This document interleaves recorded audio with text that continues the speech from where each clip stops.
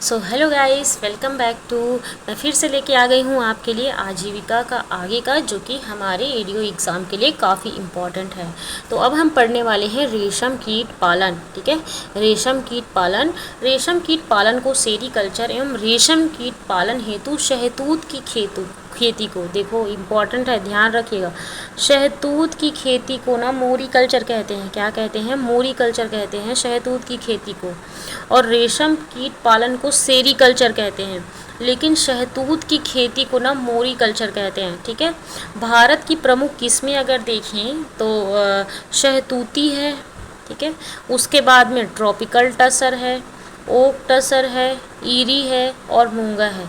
5 type के हैं। शहतूती है और शहतूत के पालन को मोरीकल्चर कहते हैं। फिर ट्रॉपिकल टसर है, ओक टसर है, ईरी है और मूंगा है। ठीक है, सर्वाधिक रेशम उत्पादन जो राज्य है ना वो कर्नाटक में होता है। ठीक है, सर्वाधिक रेशम उत्पादन। और केंद्रीय रेशम शोध एवं प्रशिक्षण संस्थान ना मैसूर कर्नाटक में है। ठीक है, तो ये भी मैसूर कर्नाटक में, क्योंकि सर्वाधिक रेशम उत्पादन होता है वहीं पे, तो केंद्रीय रेशम शोध एवं प्रशिक्षण संस्थान मैसूर कर्नाटक में है। जम्मू कश्मीर केसर उत्पादन में अग्रणी है। ठीक है, जम्मू कश्मीर केसर उत्पादन में अग्रणी है। चलिए आगे बढ़ते हैं। भारतीय कृषि की विशेषताएं क्या है? तो भारतीय जो कृषि है ना वो मानसून पर आधारित होती है, मतलब मानसून पर निर्भरता होती है इसकी। और खाद्यान्न फसलों की प्रमुखता होती है, खाने वाले फसलों की। अधिकांश जनता की निर्भरता इसी में होती है कि वो खाद्यान्न फसल उगाते हैं और मानसून पे डिपेंड रहते हैं। कृषि जोत का ना छोटा आकार होता है, मतलब बहुत बड़े बड़े लैंड को नहीं जोतते हैं, छोटे आकार में जुताई होती है। न्यून कृषि उत्पादकता होती है। ठीक है, न्यून कृषि उत्पादकता होती है। और कृषि में बेरोजगारी की अधिकता है। ठीक है, कृषि में बेरोजगारी की अधिकता है।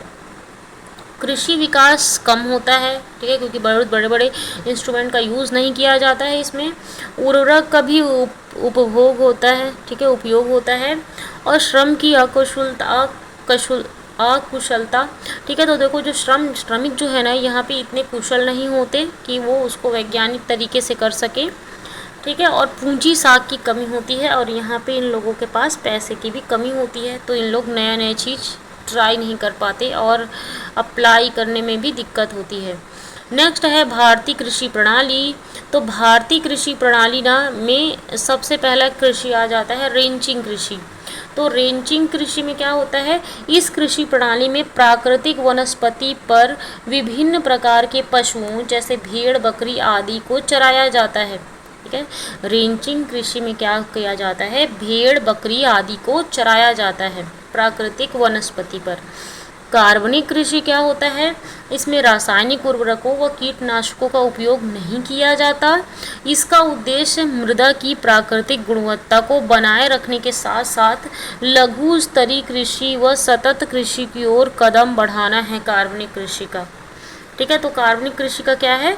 रासायनिक उर्वरकों व कीटनाशक का उपयोग नहीं करना है, और साथ ही साथ में इसका उद्देश्य मृदा की प्राकृतिक गुणवत्ता को बनाए रखना है, साथ साथ लघु स्तरीय कृषि व सतत कृषि की ओर कदम बढ़ाना है। रेंचिंग में क्या था? भेड़, बकरी आदि को चराया जाता था। अब आते हैं पारिस्थितिक कृषि। पारिस्थितिक कृषि में ना इसमें पारिस्थितिक तंत्र को बिना हानि पहुंचाए कृषि की जाती है। रासायनिक उर्वरकों और कीटनाशकों के स्थान पर जैविक उर्वरकों और कीटनाशकों का प्रयोग में वरीयता दी जाती है। मतलब कि कीटनाशक, रासायनिक उर्वरक का यूज़ नहीं किया जाता, लेकिन जैविक उर्वरकों और कीटनाशकों का प्रयोग किया जाता है। इसका उद्देश्य प्रकृति से उसकी सामर्थ्य तक उत्पादन लेना और पारिस्थितिक गतिविधियों में न्यूनतम हस्तक्षेप करना, ये इसका लक्ष्य है। ठीक है, तो पारिस्थितिक कृषि में पारिस्थितिक को बिना हानि पहुंचाए किया जाता है। कार्बनिक में कीटनाशकों का उपयोग नहीं किया जाता है, मतलब दोनों सेम है, कार्बनिक और पारिस्थितिकी। उसके बाद में फसल लॉगिंग कृषि। तो फसलों उत्पादन के लिए पोषक तत्वों की आवश्यक जानकारी के लिए पौधों का विश्लेषण करना, तो ये फसल लॉगिंग कृषि है। ठीक है, तो पोषक तत्वों की आवश्यक जानकारी के लिए पौधा विश्लेषण करना, तो ये फसल लॉगिंग कृषि है। ठीक है, तो इस तरीके से 4 टाइप की कृषि हो गई। ठीक है। एक पहली रेंचिंग थी जिसमें जानवरों को चराया जाता था, कार्बनिक भी उर्वरकों कीटनाशकों का उपयोग नहीं किया जाता था, और पारिस्थितिक कृषि में पारिस्थितिक तंत्र को ध्यान में रख के किया जाता था, और फसल लॉगिंग कृषि में फसलोत्पादन के लिए पोषक तत्वों की आवश्यक जानकारी के लिए पौधों का विश्लेषण करा जाता था। नेक्स्ट है खरीफ फसल के लिए न्यूनतम समर्थन मूल्य MSP 2024-25 में।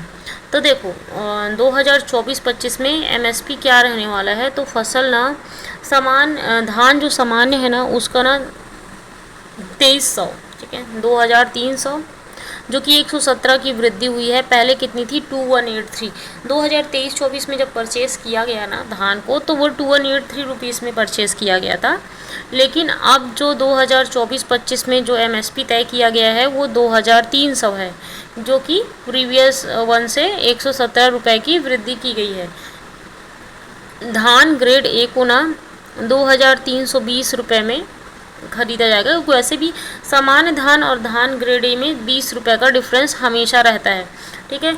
तो 2320 धान ग्रेड A का है रेट, और पिछले साल मतलब 2023-24 में था 2203 रुपये, ठीक है, 2203 रुपये। इसमें भी 20 रुपये ऐड किए होंगे, है ना, तो 20 रुपये ऐड किए तो 2203 रुपये हो गए, और जो कि इसमें भी 117 रुपये की वृद्धि की गई।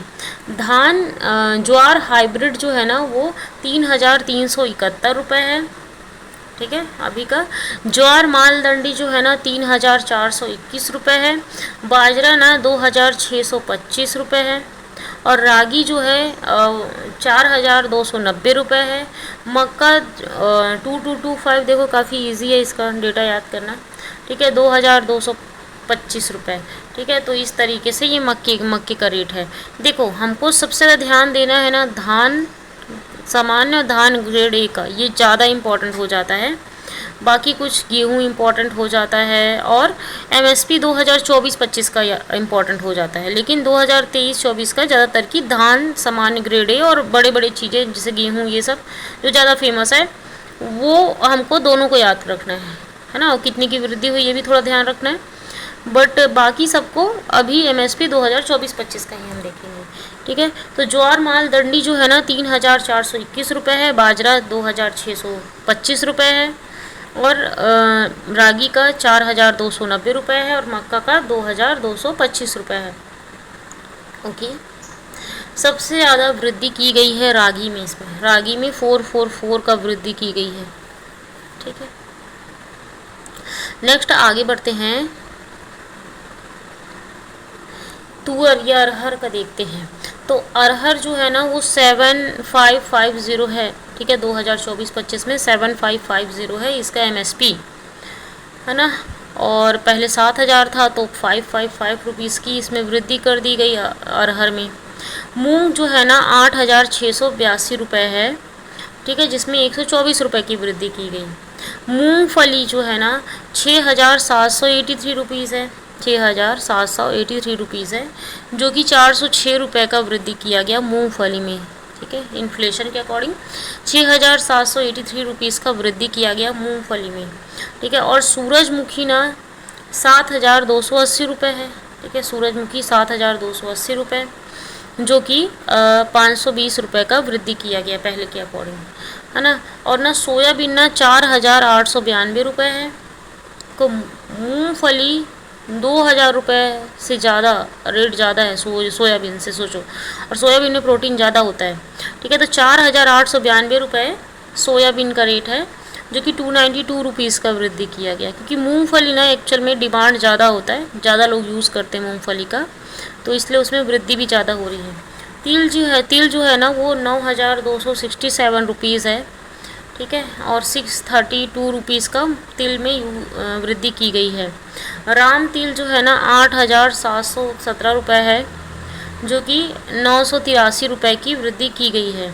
और कपास जो मिडिल स्टेपल जो है ना वो 7121 रुपये है, और 501 रुपये की वृद्धि की गई है। और कपास लॉन्ग स्टेपल जो है ना वो 7521 रुपये है, ठीक है, 400 रुपये ज़्यादा है ना। लॉन्ग स्टेपल जो है ना वो 7521 रुपये है, जो कि 501 रुपये की वृद्धि की गई है। तो इसमें सबसे ज़्यादा वृद्धि किसकी की गई है, 983 रुपीज़ की वृद्धि की गई है राम तिल में, ठीक है ना, राम तिल में सबसे ज़्यादा वृद्धि की गई है, करीब 1000 की वृद्धि। ठीक है, तो इस तरीके से आपको ध्यान रखना है। तुअर अरहर का 7550 रुपये है, मूंग का 8682 रुपये है, मूंगफली का 6783 रुपीज़ है, और सूरजमुखी का 7280 रुपये है, सोयाबीन का 4892 रुपये है, तिल का 9267 रुपीज़ है, राम तिल का 8717 रुपये है, और कपास का जो मिडिल स्टेपल है उसका 7021 रुपये है, 7121 रुपये, और कपास का लॉन्ग स्टेपल का 7521 रुपये है। ठीक है, सबसे ज़्यादा वृद्धि किस में हुई है? राम तिल में हुई है। नेक्स्ट देखते हैं रबी फसल के लिए न्यूनतम समर्थन मूल्य MSP 2024-25। ठीक है, रबी फसल के लिए है ये। ठीक है, तो रबी फसल में ना सबसे ज़्यादा गेहूँ जो है ना, देखो 2025-26 का तय हो चुका है, लेकिन 2024-25 का भी इसमें खरीदेंगे। ठीक है, तो MSP 2024-25 में ना रबी फसल के लिए देखो, अभी रबी का जा चुका है, रबी जा चुका है मतलब कि ठंडी का मौसम जा चुका है, तो ये परचेस हो चुका है, 2024-25 का 2275 रुपये में परचेस कर चुका होगा। लेकिन आने वाले साल के लिए, आने वाले साल में ठंडी के समय में, रबी फसल ठंडी के टाइम में होता है, तो ठंडी के टाइम में कितना रहेगा?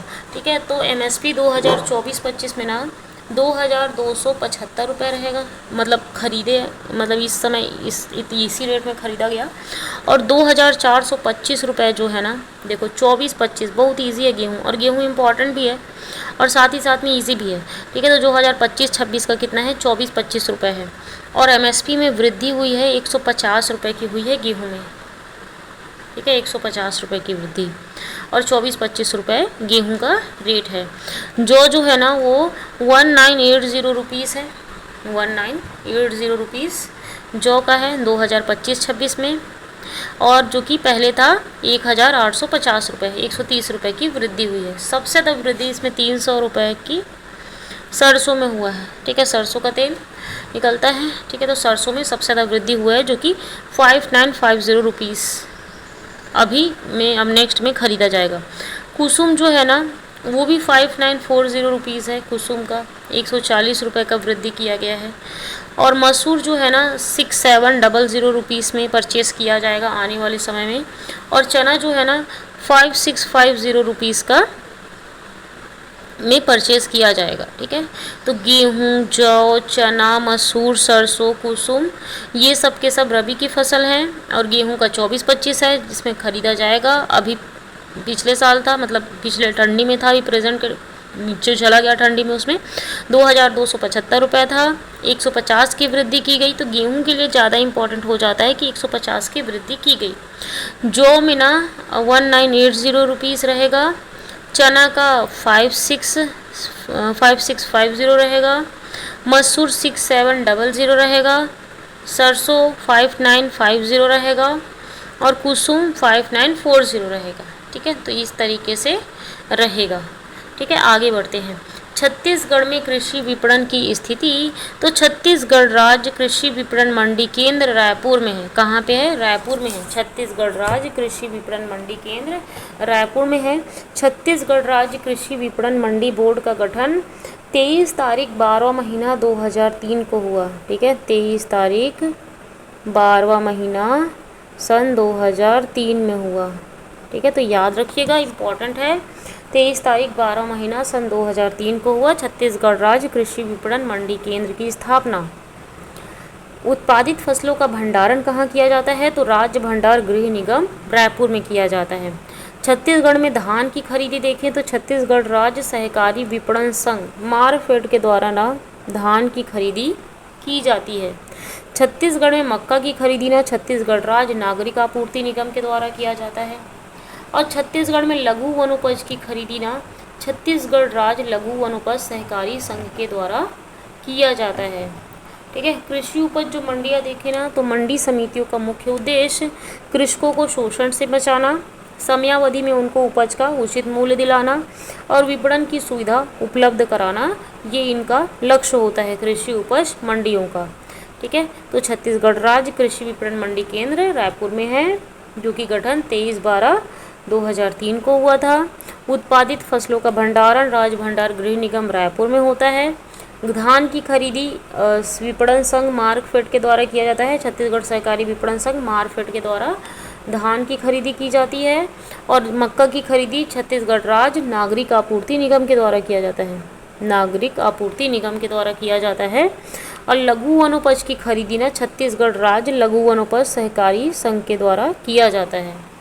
ठीक है, तो इस तरीके से हमारा आज का यहीं पे ख़त्म होता है। Bye bye.